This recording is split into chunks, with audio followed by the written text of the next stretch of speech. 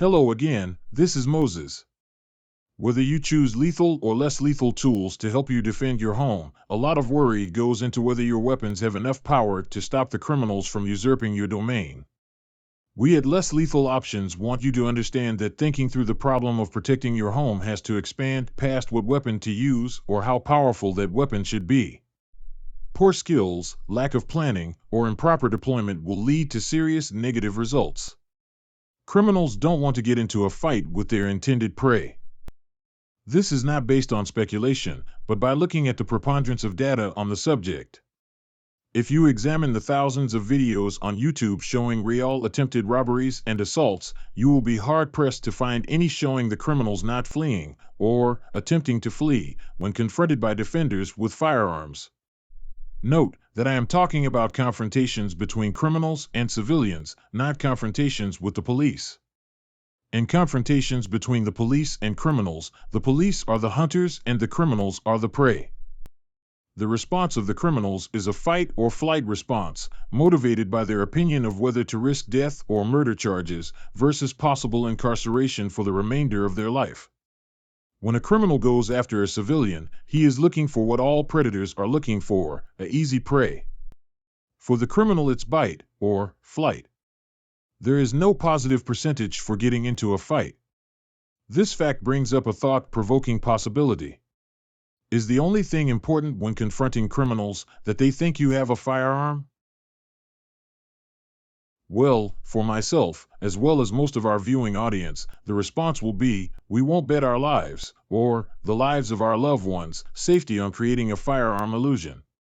I do, however, incorporate the concept into my defense plan strategy. I want my launchers to be loud. I want the launcher power to be powerful enough and the ammunition to be hard enough that it will lodge into, or smash anything it hits in my house. For me, hitting the invaders is not as important as selling the illusion of I have a firearm. Let's look at a few considerations. The three popular launchers shown look like real firearms. Ideally, if you pull them out and fire at home invaders, they are likely to retreat, although there is a great danger they will fire a couple of bullets at you to cover their retreat.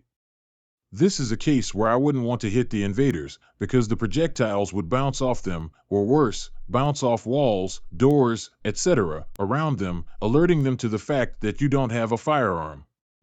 Hopefully the reality that they were shot at by a low-powered air gun won't hit them until they are far down the road. We don't recommend launchers with less than 30 joules power for home defense.